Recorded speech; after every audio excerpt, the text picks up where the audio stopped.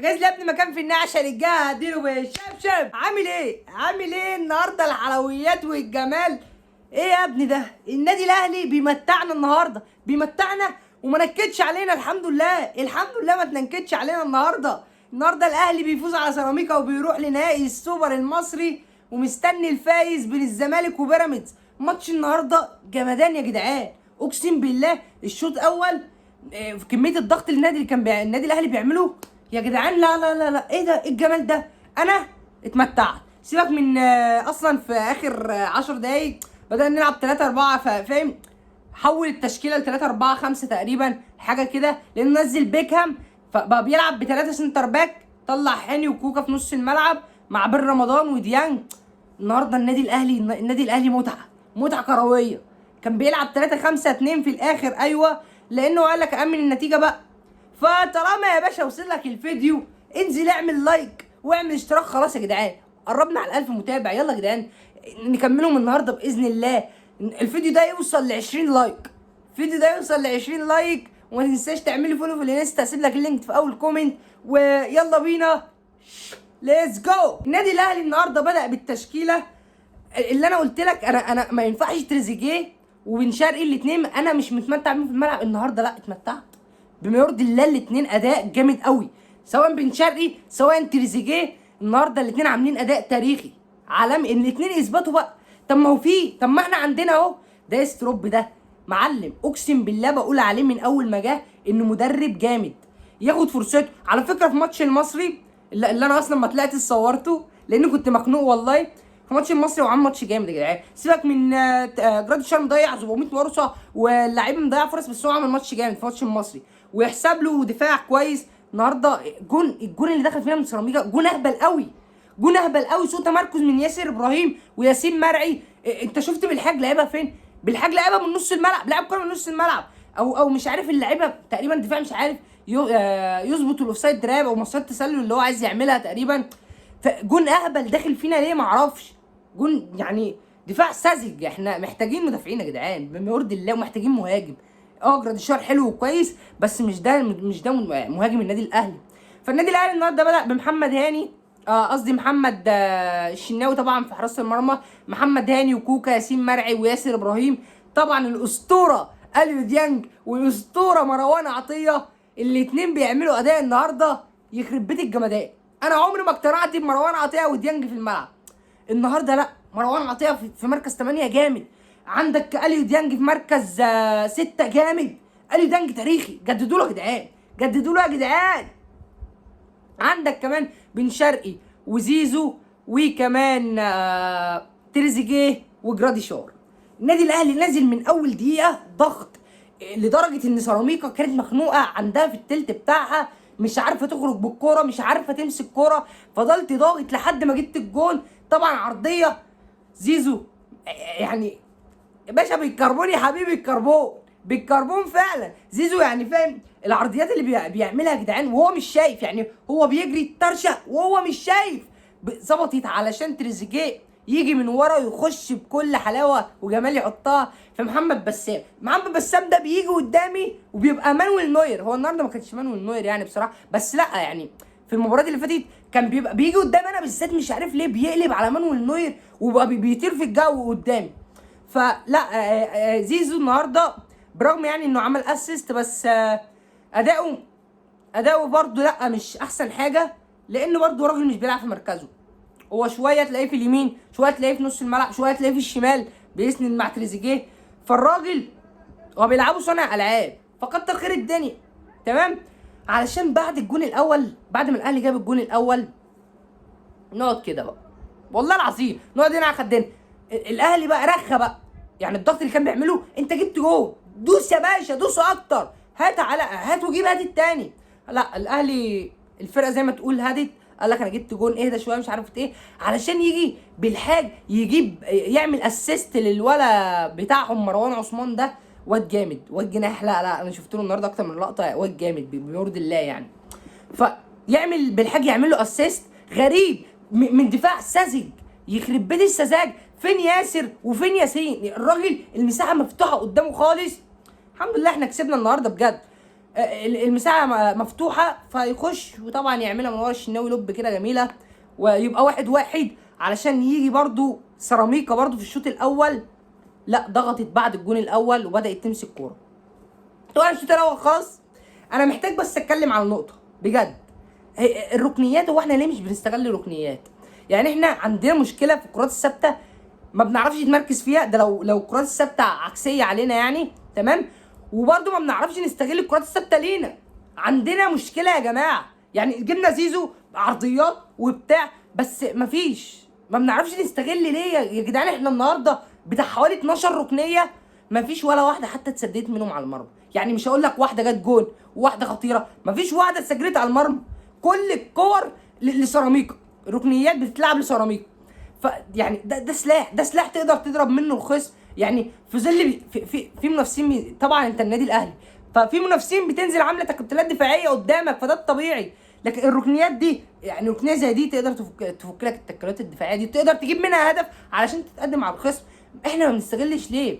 يا عم جيب، يا عم يجيب مدرب ضربات ثابته يا عم. يعني انت جايب مدربين وعمال تألف في ده وهات على ده، جيب مدرب ضربات ثابته واستغل الضربات الثابته، لان ده مش نافع بجد. احنا ما بنقدرش نستغل الركنيات، اللي كميه الركنيات اللي بتجيلنا ما بنقدرش نستغلها. ما عندنا اطوال خلفيه. يعني ياسين ماري بيعرف يلعب براسه كويس، عندك ياسر ابراهيم بيعرف يلعب راسه كويس، بن شرقي بيعرف يلعب براسه، تريزيجيه النهارده بدخل جون بدماغه. يعني عندنا ناس بتعرف تلعب. شوف بقى التمركزات بقى. اقول لك على حاجه، ارسنال، شوف ارسنال مسجله في الدوري اجوان من الضربات الثابته اكتر من اللعب المفتوح. تخيل، يعني تخيل الاحصائيه. فده يعني ارسنال مش عيب دي هي شايفه ده سلاح فبتستغله بشكل كويس جدا. فلازم نستغل النقطه دي. يعني استغل، شوف التمركزات بتاعت اللعيبه يقف ازاي ويتحرك ازاي، لان ده سلاح. انت معظم الفرق اللي هتقابلها في الدوري المصري هتبقى عامله انبلوك عندها، تمام، وانت اللي هتبدا تهاجم عليه. فانت لازم تستغل الركنيات والضربات الثابته عموما، سواء فاولات بقى من الجنب، فاولات من بره من عند ال 18. لازم تستغل كل ده علشان مش هينفع. انت الركنيات دي بتضيع منك فرص يا جماعه، غبيه قوي بجد. فده يعني الشوط الاول. تعالى بقى الشوط الثاني عشان الاهلي ينزل ضاغط من اول دقيقه زي ما نزل في الشوط الاول بالظبط. الاهلي ينزل ضاغط على سيراميكا لحد ما يجي مروان عطيه، الملك مروان عطيه. اقسم بالله ان يعني اقول لك الاهلي من غير مروان عطيه في الملعب يبقى في مشكله بجد. مروان عطيه بيعمل كل حاجه، مع ان هو كان بيلعب 8 بس مروان عطيه بيطور نفسه بشكل رهيب. يعني بيطور نفسه بشكل يخرب بيت جمالك يا مروان. ايه الجمال ده؟ هو واليو ديانج النهارده الاثنين عاملين اداء جامد قوي يا جماعه. واليو ديانج حتى الماتش اللي فات بتاع المصري هو ومروان عطيه الاثنين، فالاثنين ثابتين على مستواهم، ودي حاجه كويسه جدا. دي حاجه كويسه. بس في واحد فيهم هيقعد دكه، لان عوده امام عاشور هتقعد واحد فيهم دكه. ده حاجه يعني اقول لك على حاجه. امام عاشور لما يرجع انت هتشوف مروان، هتشوف كمان لا مش اليو ديانج، هتشوف امام، وهتشوف محمد علي بن رمضان. محمد علي بن رمضان اللي نازل النهارده يعني 5 دقايق كده ولا 10 دقايق بصراحه عمل فيهم ادى. يعني هو نزل 10 دقايق ادى فيهم بجد. شوطين على المرمى، كان بيكسب معظم المراوغات 1-على-1. فلا محمد عبد الرمضان انا مستني منه اداء برضه احسن من كده. هو كان راجع من الاصابه ما بداش اساسي يعني.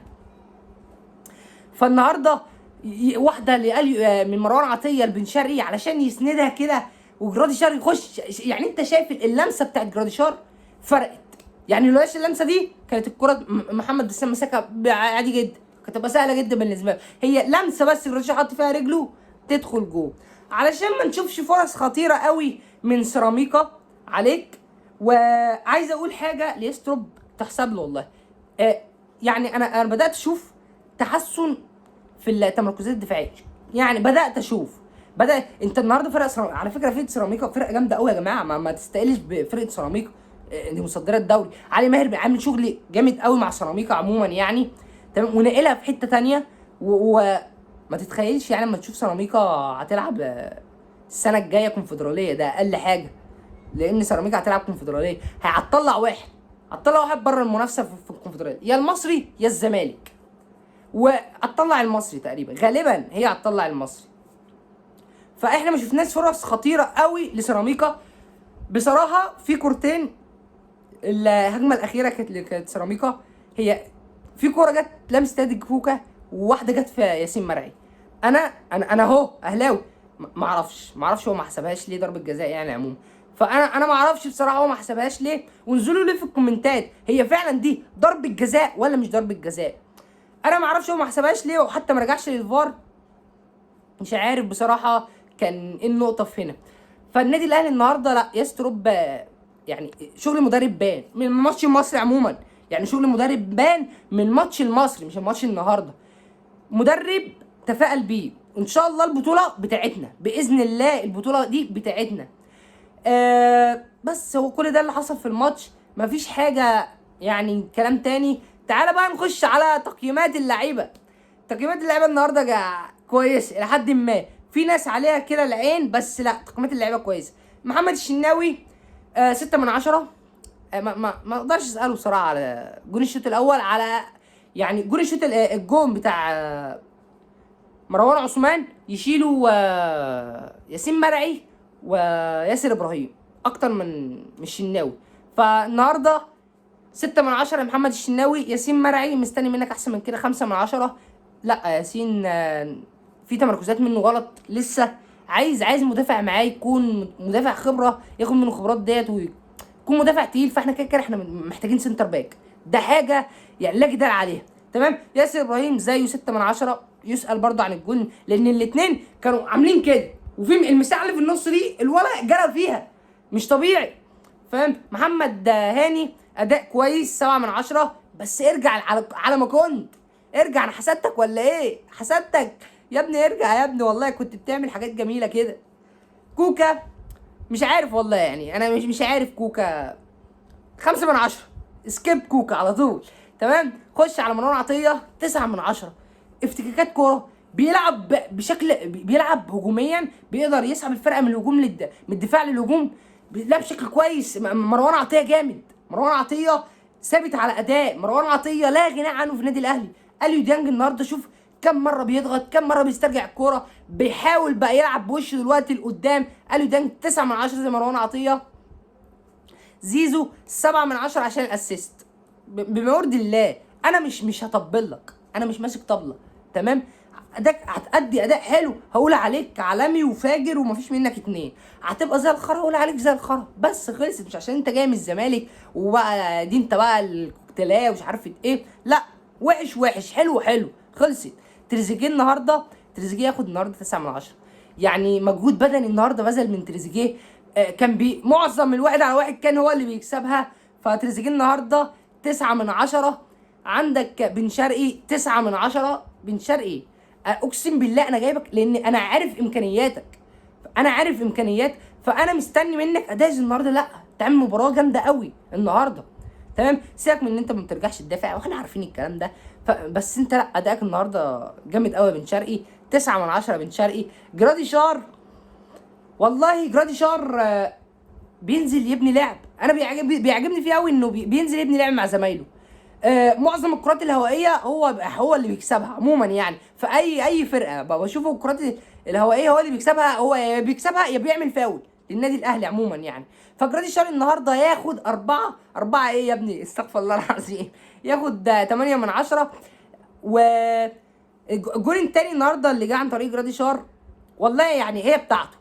تمركز كويس جدا من جراديشار، لمسه غيرت اتجاهها، لان لولاش اللمسه دي كان بسام مسكها عادي جدا. مين اللي نزل؟ بيكهام عادي يعني 3 من 10. عبد القادر مزرنخ يا اسطى، انت ضيعت جونين النهارده فيها. عبد القادر يا عم بنقول عايزين نجدد له، لاعب كويس لكن كل ما نقول عليك كويس ما بتدينيش حاجه. 0 من 10 يا احمد عبد القادر. طاهر شفتش طاهر النهارده؟ عدى واحد، كان واحد على واحد عدى منه، شفته؟ والله العظيم شفته، لازم تشوفها، ارجع شوف اللقطه دي ضروري. تمام. عبد طاهر 2 من 10. مين نازل؟ محمد علي بن رمضان 6 من 10 على الوقت اللي نزل فيه واللي عمله فيه. يعني بصراحه لا، بن رمضان نزل النهارده يعني نص الملعب رجع فيه حيويه تاني. كان واخد الجبهه الشمال شويه، واحد على واحد كان بيعدي. شفنا النهارده كورتين خطيره، شوطين منه لا، ف6 من 10 على الوقت اللي نزل لعبه، بس مفيش حد تاني. فطالما وصلت معايا لاخر الفيديو انزل اعمل لايك واعمل اشتراك، تفعل زر الجرس، اعمل اشتراك للقناه. خلاص هنكمل ال1000، خلاص بقى لنا 40 متابع ونكمل ال1000 متابع. وما تنساش تعمل لي طبعا فولو في الانستجرام، اسيب لك اللينك في اول كومنت، وسلام.